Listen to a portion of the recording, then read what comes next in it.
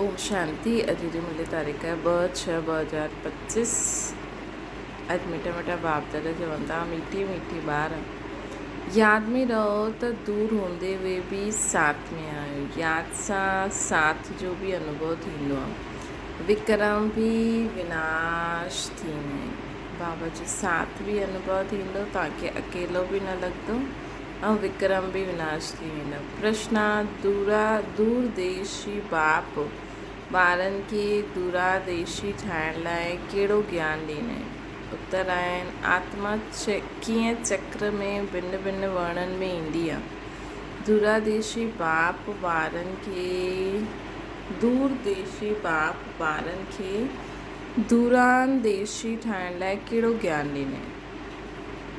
उत्तर आहे: आत्मा कीअं चक्र में भिन्न भिन्न वर्णनि में ईंदी आहे, इन जो ज्ञान दूरादेशी बाप ई ॾींदा आहिनि।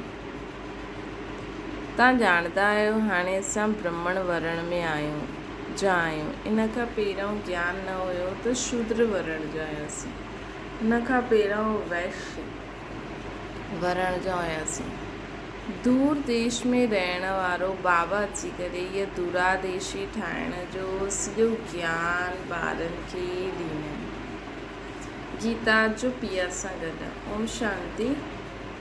जो ज्ञान सागर सां गॾु आहे, हुनजे लाइ ज्ञान बरसात आहे।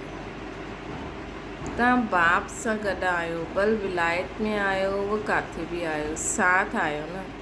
यादि त रखंदा आहियो न। जो बि ॿार यादि में रहंदा आहिनि उहे सदैव बाबा सां गॾु आहिनि। यादि में रहण सां साथ रहंदा आहिनि ऐं विक्रम विनाश थींदा आहिनि।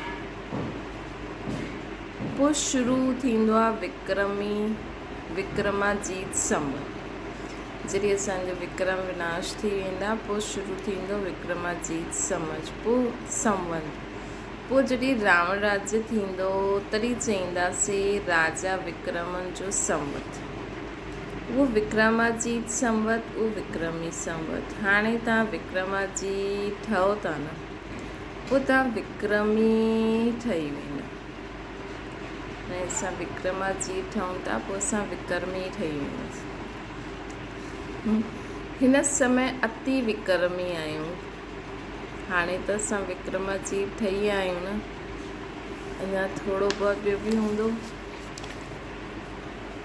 कंहिंखे बि पंहिंजे धर्म जो पतो न आहे जॾहिं विक्रमी संवत शुरू थींदो। अॼु बाबा हिकु नंढो सो प्रश्न पुछंदा आहिनि। सतयुग में देवता आहिनि, इहे ॼाणंदा आहिनि कि असां आदि सनातन देवी देवता धर्म जा आहियूं।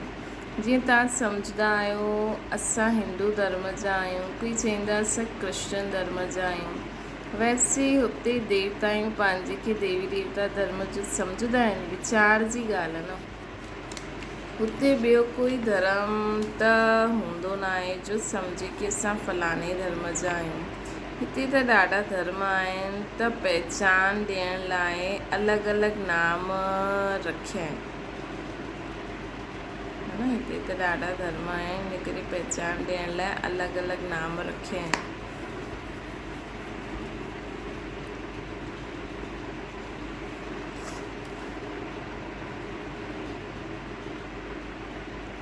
हिन करे चइण जी दरकार न रहंदी आहे। ऐं हुते त हिकु ई धर्म हूंदो आहे, त हुते चइण जी दरकार न रहंदी आहे कि असां हिन धर्म जा आहियूं। उन्हनि खे पतो बि न आहे कि कोई धर्म हूंदो आहे। उन्हनि जी राजा ई आहे न। उन्हनि खे पतो बि न आहे कि कोई धर्म बि हूंदो आहे। उन्हनि जी राजा ई हलंदी आहे। हाणे तव्हां ॼाणंदा असां आदि सनातन देवी देवता धर्म जा आहियूं। देवी देवता ॿियो कोई खे न चई सघंदासीं। पतित थियण जे कारण पंहिंजे खे देवता चई न सघंदा आहिनि। पवित्र खे ई देवता चइबो आहे न।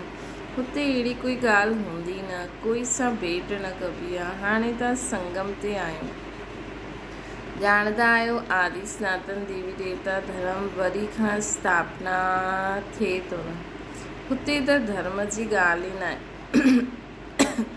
आहे ई हिकु धर्म। इहे बि ॿारनि खे सम्झाइबो आहे। इहा जो चईंदा आहिनि महाप्रलय थी वेंदी, अर्थात कुझु बि न रहंदो, इहे रॉन्ग आहे। बाप बि सम्झाईंदा आहिनि राइट छा आहे। शास्त्रनि में त जलमई ॾेखारे छॾी अथनि। बाबा सम्झाईंदा आहिनि सिवाइ भारत जे बाक़ी जलमई थी वेंदी। एतिरी वॾी सृष्टि छा कंदासीं।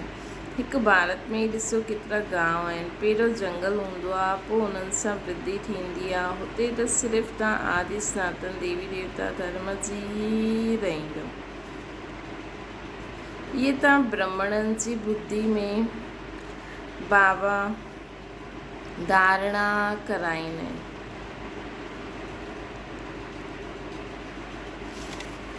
हाणे तव्हां ॼाणंदा आहियो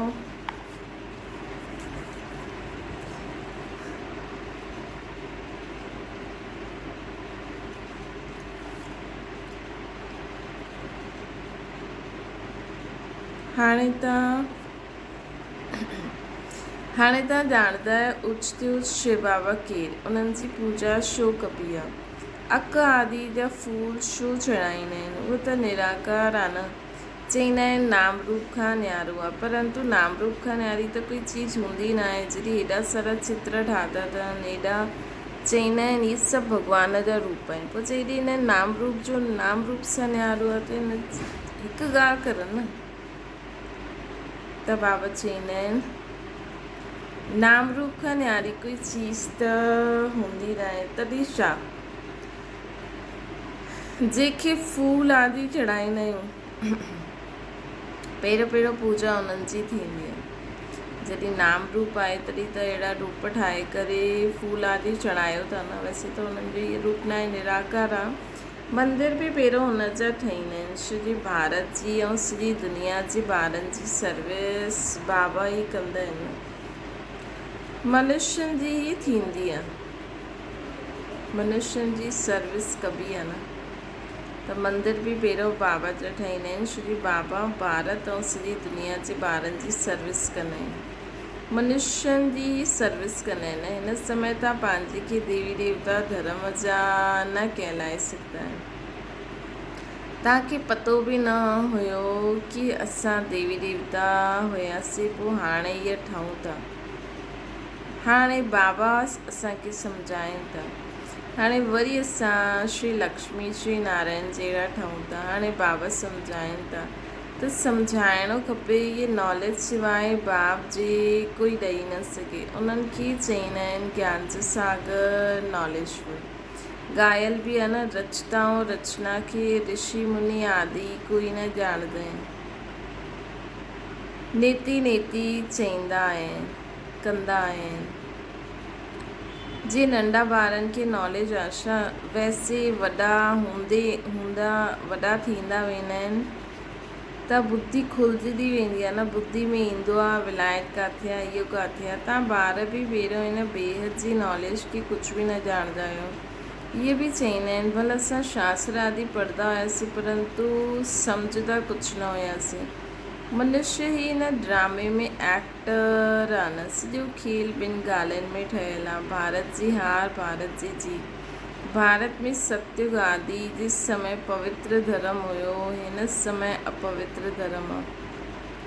अपवित्रता जे कारण पंहिंजे खे देवता चई न सघंदा आहिनि। पोइ बि श्री श्री नाम रखी ॾींदा आहिनि। लेकिन श्री माना श्री श्रेष्ठ चइबो आहे पवित्र आहे देवी देवताउनि खे। श्रीमद भॻवान वाच्य चइबो आहे न। हाणे श्री केरु ठहियो, जो बाप जे सम्मुख ॿुधी करे श्री ठहींदा आहिनि, या जे पंहिंजे खे श्री श्री कहलायो आहे। बाप जे कर्तव्य ते जो नाम पियो आहे उहो बि पंहिंजे मथां रखी छॾियो अथऊं। मतिलबु श्री श्री हिकु शिव बाबा खे चईंदासीं, श्री हुनखे चईंदासीं जंहिंजी आत्मा और शरीर पवित्र आहे, मतिलबु देवी देवताउनि खे। बाक़ी हितां जे माण्हुनि खे जो दुनिया में पंहिंजे मथां ई रखंदा आहिनि श्री श्री 108 जगत गुरु।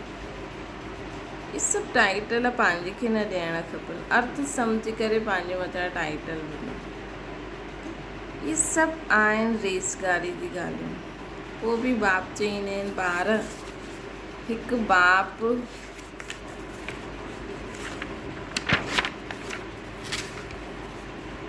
बाप खे यादि करो।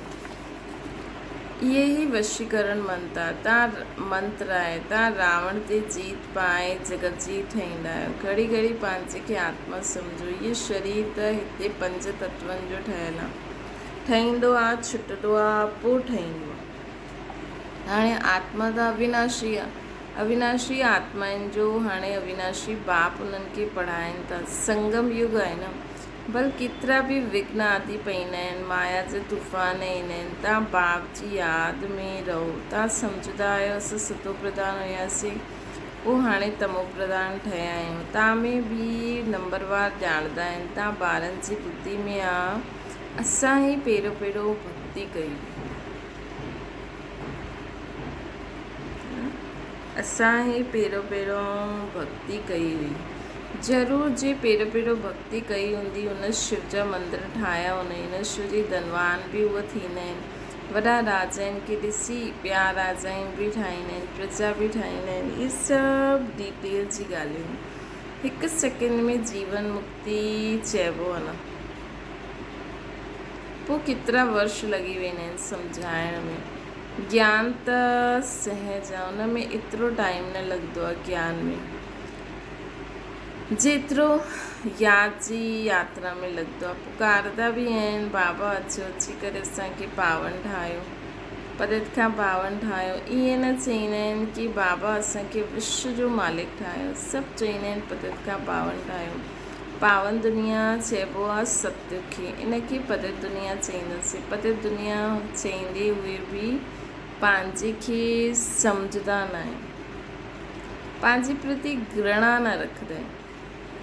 तव्हां कंहिंजे हथ जो न खाईंदा आहियो त चईंदा आहिनि असां अछूत आहियूं छा? अरे तव्हां ख़ुदि ई चईंदा आहियो पतित सभु आहिनि। तव्हां चईंदा आहियो सभु पतित आहियूं, इहे देवताऊं पावन आहिनि, त पतित खे छा चईंदासीं? जॾहिं माण्हू चईंदा आहिनि त उन्हनि खे चओ, तव्हां त सभई ख़ुदि चईंदा आहियो न, हम नीच पापी कामी क्रोधी लोभी मोही अहंकारी, त तव्हां पतित थियो न, आयो ई सही। जॾहिं ख़ुदि चओ था बि भॻवानु देवी देवता जेके तव्हां भॻवानु मञंदा आहियो, त पतित खे छा चईंदासीं? गायन बि आहे न, अमृत छोड़ विख काहे को खाए। विख त ख़राबु आहे, बाबा चईंदा आहिनि इहे विख तव्हांखे आदि मध्य अंत दुख ॾींदो आहे, परंतु हिनखे पॉइज़न सम्झंदा थोरी आहिनि। हिन विख खे पॉइज़न थोरी सम्झंदा आहिनि। जीअं अमली अमल बिगड़ रही न सघंदो, शराब जी आदत वारो शराब बिगड़ रही न सघंदो।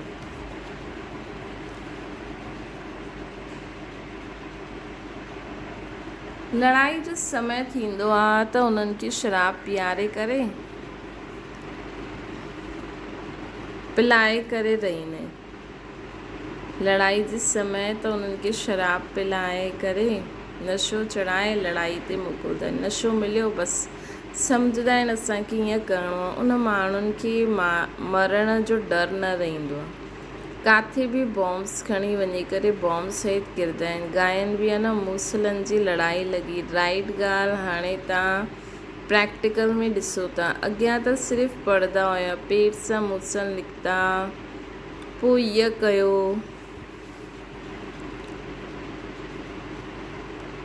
पेट सां न निकिरंदा आहिनि, इहे दिमाग़ में इहे ॻाल्हियूं ईंदियूं आहिनि, दिमाग़ में तरीक़ा ईंदा आहिनि ऐं पोइ कढंदा आहिनि। हाणे त सम्झंदा आहियो पांडव केरु कौरव केरु। स्वर्गवासी थियण लाइ पांडवनि जीते जी देहभान सां गलण जो पुरुषार्थ कयो। तव्हां हाणे पुराणी जूती छॾण जो पुरुषार्थ कंदा आहियो। चईंदा आहियो पुराणी जूती छॾे नई वठणी आहे। बाप ॿारनि खे सम्झाईंदा आहिनि। बाप चईंदा आहिनि मां कल्प पींदो आहियां, मुंहिंजो नाम शिव आहे। शिव जयंती बि मल्हाईंदा आहिनि। भक्ति मार्ग में चईंदा आहिनि, भक्ति मार्ग जे लाइ केतिरा मंदिर आदि ठाहींदा आहिनि। नाम बि ॾाढा रखी छॾिया अथनि, देवियुनि जा बि नाम ॾाढा रखिया अथनि।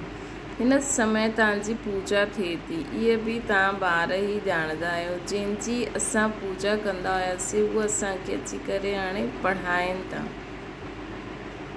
जीअं जीअं लक्ष्मी नारायण जी असां पूजा कंदा हुआसीं उहा असां ख़ुदि ठाहियूं था।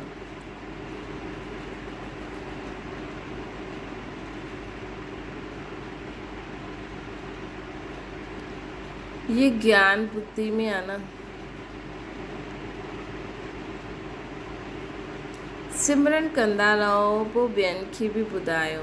ॾाढा आहिनि जो धारणा न करे सघंदा आहिनि। ॾाढा आहिनि जो धारणा न करे सघंदा आहिनि। बाबा चवंदा आहिनि जास्ती धारणा न करे सघंदा आहियो त हर्जो न आहे। यादि जी त धारणा आहे न। बाबा खे ई यादि कंदा रहो। जंहिंजी मुरली न हलंदी आहे त उहो हिते वेही सिमरण करे।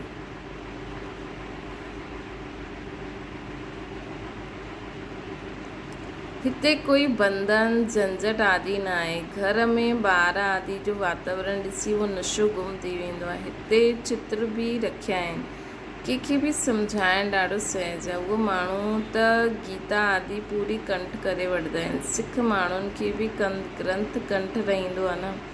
तव्हांखे छा कंठ करिणो आहे? बाप खे।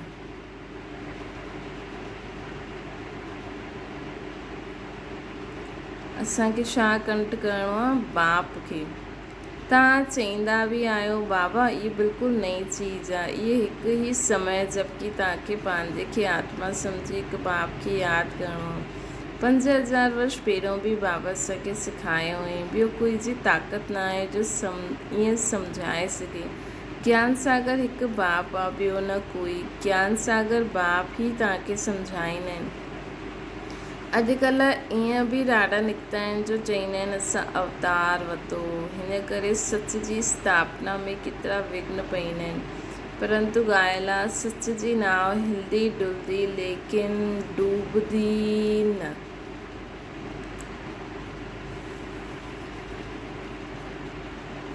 हाणे तव्हां ॿार बाप वटि ईंदा आहियो त तव्हांजी दिलि में केतिरी ख़ुशी रहणी खपे। अॻियां यात्रा ते वेंदा हुआ त दिलि में छा ईंदो हुयो। हाणे गरबा छॾे हिते वेंदा आहियूं त छा ख़्यालात ईंदो आहे। जॾहिं सेंटर ते वेंदा आहियूं की असां बाप दादा वटि वञूं था। बाबा इहे बि सम्झायो आहे मूंखे। सिर्फ़ु शिव बाबा चवंदा आहिनि जंहिंमें प्रवेश कयो आहे इहो ब्रह्मा आहे। बिरादरी थींदी आहे न। पहिरीं बिरादरी ब्राह्मणनि जी थींदी आहे, पोइ देवी देवताउनि जी बिरादरी थींदी। हाणे दूरादेशी बाप ॿारनि खे दूरदेशी बाप हाणे ॿारनि खे दूरादेशी ठाहींदा आहिनि। त हाणे असां ब्राह्मणनि जी बिरादरी जा आहियूं जेका अव्यक्त थी आहे। उहो फ़रिश्ता ठही आहे।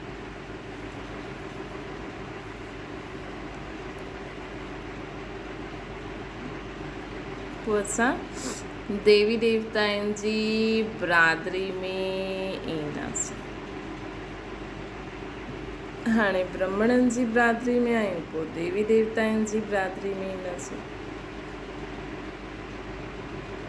फ़रिश्तनि जे संगठन में वञी करे पोइ ईंदासीं देवी देवताउनि जी बिरादरी में।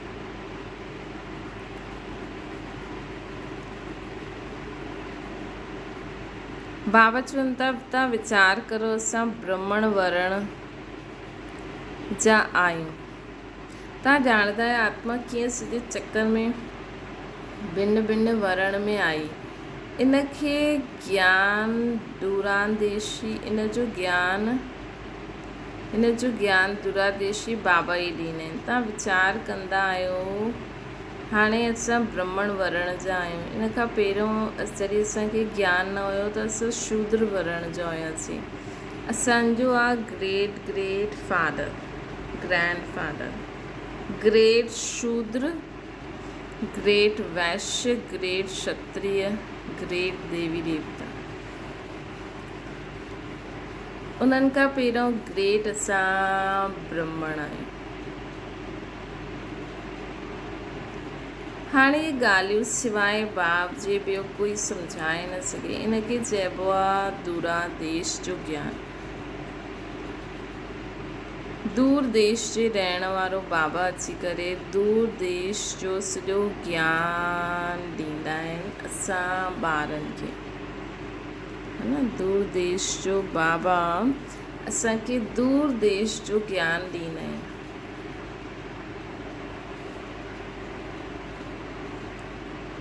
ॿारनि खे तव्हां ॼाणंदा आहियो असांजा बाबा दूर देश सां हिते ईंदा आहिनि।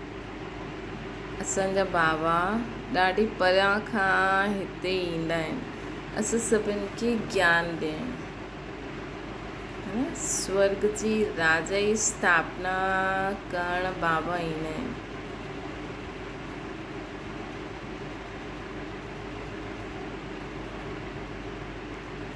ये परायो देश आहे, परायो राज्य आहे न। शिव बाबा खे पंहिंजो शरीर त आहे न,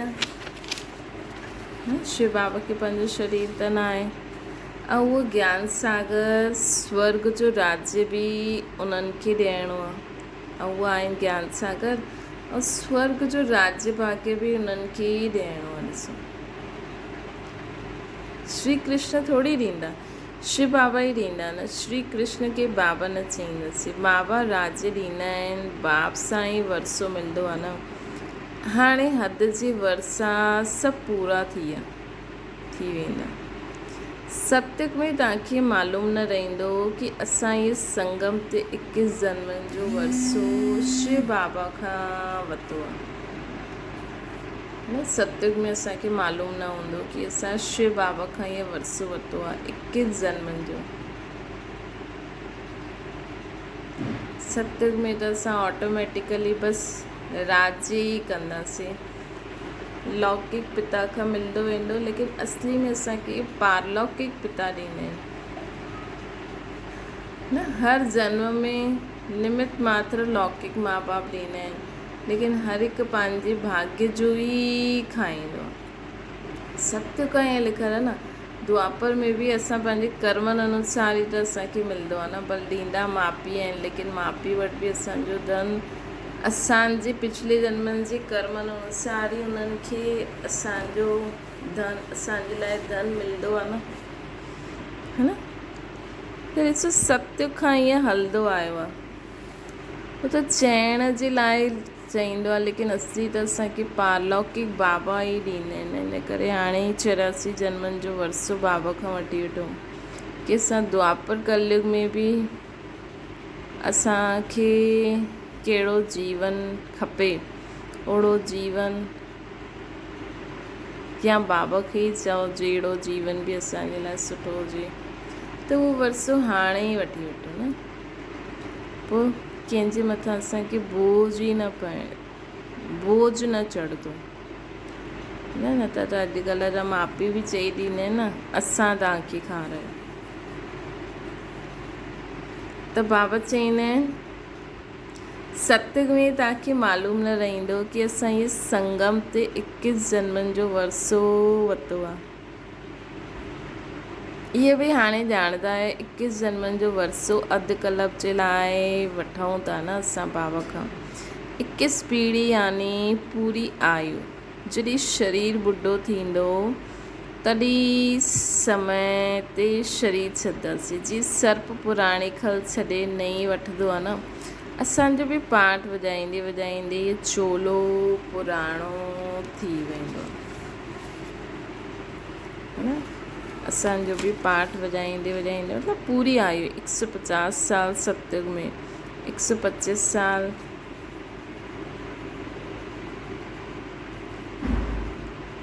त्रेता में। तव्हां सच्चा ब्रह्मण आहियो, तव्हां ही ब्रह्मरी, तव्हांखे ब्रह्मरी चईंदासीं। तव्हां कीड़नि खे आपसमान ब्रह्मण ठाहींदा आहियो। तव्हांखे चइबो आहे कि तव्हांखे चइबो आहे कि कीड़े खे वठी अचो ऐं वेही करे भू भू भू करो। भू भू करो मतिलबु उन्हनि खे ज्ञान ॿुधायो। ब्रह्मरी बि भू भू कंदी आहे, पोइ कोई खे पंख अची वेंदा आहिनि, कोई मरी वेंदो आहे। मिसाल सभु हाणे जा ई आहिनि। तव्हां लाडला ॿार आहियो न, है न। असां बाबा जा लाडला ॿार आहियूं, असां ॿार नूरे रतन आहियूं। बाबा चईंदा आहिनि नूरे रतन। नूरे मतिलबु बाबा जी अखियुनि जी रोशनी आहियूं असां, अखियुनि जा तारा। तारो हूंदो आहे त नज़र ईंदो न, ईअं बाबा जी अखियुनि जा तारा आहियूं, जंहिंसां बाबा पूरे विश्व खे लाइट माइट ॾींदा। तव्हांखे पंहिंजो ठाहियो आहे त तव्हां बि असांजा आहियो न। तव्हां बाबा खे बाबा ठातो आहे, या बाबा बि असांखे पंहिंजो ठातो अथई त असां बि बाबा जा ई त आहियूं न। ईअं बाप खे जेतिरो अहिड़े बाप खे जेतिरो यादि कंदव ॿियो त पाप कटिजी वेंदा। अहिड़े बाप खे जेतिरो यादि कंदव त असांजा पाप कटिजी वेंदा। अहिड़े बाप खे जेतिरो यादि कंदव त पाप कटिजंदा वेंदा। ॿियो कंहिंखे यादि करण सां पाप न कटिजंदा, न के बि देहदारी के न। जॾहिं बाबा ब्रह्मा बाबा जे लाइ चईंदा आहिनि, लेकिन ब्रह्मा बाबा त हाणे मास्टर गॉड ठही विया, नेक्स्ट टू गॉड। त बि असांखे शिव बाबा खे यादि करिणो आहे, पाप कटेश्वर, जंहिंजी ड्यूटी आहे, जंहिंजो पाठ आहे, जंहिंजे लाइ गायन आहे, उन्हनि खे यादि करिणो। अच्छा मीठे मीठे सिके लॾे ॿारनि प्रति माता पिता बाप दादा जो यादि प्यार ऐं गुड मॉर्निंग। रूहानी बाप जी सभिनि रूहानी ॿारनि खे नमस्ते। असांजी बि रूहानी माता पिता बाप दादा खे यादि प्यार गुड मॉर्निंग ऐं नमस्ते। धारणा जे लाइ मुख्य सां जीते जी देहबान सां ॻलण जो पुरुषार्थ करिणो आहे। हिन पुराणी जूती में जरा बि ममत्व न रहे। असांजी हिन पुराणी जूती, की देह रूपी पुराणी जूती में असांजो जरा बि ममत्व न रहे। ॿियो आहे सचो ब्रह्मन ठही कीड़नि ते ज्ञान जी बूबू करे उन्हनि खे आसमान ब्रह्मन ठाहिणो। सचो ब्रह्मन ठही कीड़नि ते ज्ञान जी बूबू करे, ज्ञान ॿुधाईंदे ॿुधाईंदे, हिन करे कोई चए बोलो रोज़ ज्ञान ॿुधो। ज्ञान ॿुधण सां बूबू करे उन्हनि खे आसमान ब्रह्मन ठाहिणो। वरदाना अमृत वेले जे महत्व खे ॼाणे खुले भंडार सां पंहिंजी झोली भरपूर करण वारा तकदीरवान ठहो। अमृत वेलो वरदाता भाग्य विधाता सां जो तकदीर जी रेखा खिचाइण चाहे खिचवाए वठो। छो जो हुन समय भोले भॻवान जे रूप में लवफुल आहे। हिन जे लाइ मालिक ठहो, अधिकार वठो। त अमृत वेलो मालिक ठहो कि मां शिव बाबा जी संतान आहियां ऐं अधिकार वठो। खज़ाने ते कोई तालो चाबी त आहे न। हुन समय सिर्फ़ु माया जी बहानेबाज़ी खे छॾे हिकु संकल्प करो कि जो बि आहियां, जीअं बि आहियां, बाबा मां तव्हांजी आहियां। जो बि आहियां, जीअं बि आहियां, बाबा मां तव्हांजी आहियां। है न, बसि ये संकल्प करो और जो चाहे सो मिली वेंदो। वैसे त बाबा खे पंहिंजो ठाहे छॾियो त बाबा खे जो पंहिंजे ॿार जे लाइ ठीकु लॻंदो बाबा आपे ई रही छॾंदो, है न। मांगण जी बि ज़रूरत न आहे असांखे। त बसि असांखे यादि रखिणो आहे कि असांखे बाबा सां गॾु सदा रहणो आहे। परम धाम में बि, द्वापर में बि, द्वापर खां बि असां हेॾे होॾे न भटकूं। मन बुद्धि बाप जे हवाले करे तख़्त नशीन ठही वञो त बाप जी सर्व खज़ाना पंहिंजा खज़ाना अनुभव थींदा।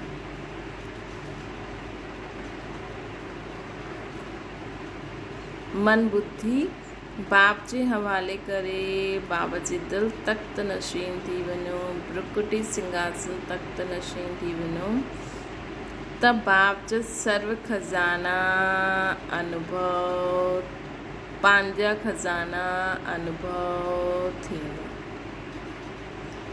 मन बुद्धि बाप जे हवाले करे बाप जे दिल तख्त नशीन, ब्रुकुटी सिंघासन तख्त नशीन थी करे वेंदव त सभु बाबा जा सभु खज़ाना पंहिंजा खज़ाना अनुभव थींदा ऐं पूरे विश्व में ये खज़ाना बांटदा रहो। स्लोगन आहे सेवा में यदि यथार्थ स्वार्थ मिक्स आहे त सफलता बि मिक्स थी वेंदी। सेवा में स्वार्थ मिक्स न हुजे त सफलता बि मिक्स न थींदी। इन करे निस्वार्थ सेवाधारी ठहो। हिननि बाबा चवनि था सेवा में यदि स्वार्थ मिक्स आहे त सफलता बि मिक्स थी वेंदी। हिन करे असांखे निस्वार्थ सेवाधारी ठहो। कोई बि स्वार्थ न हुजे कंहिं बि सेवा में।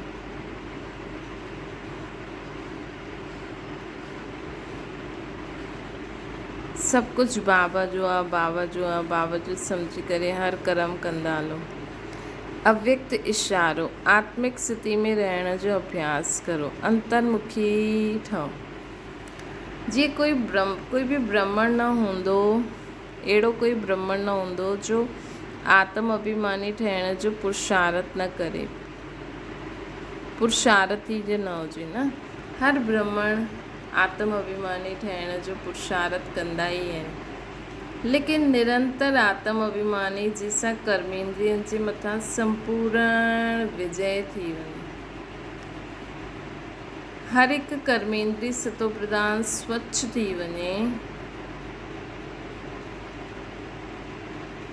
देह जे पुराणे संस्कार ऐं संबंध सां संपूर्ण मर्जीवा थी वञे।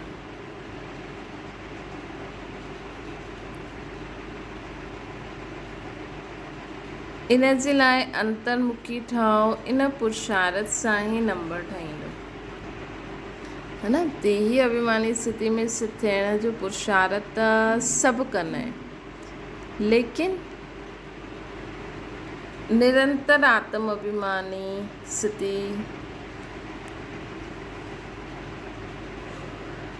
जंहिंसां सर्व कर्मेंद्रियनि ते संपूर्ण विजय प्राप्त थी वञे।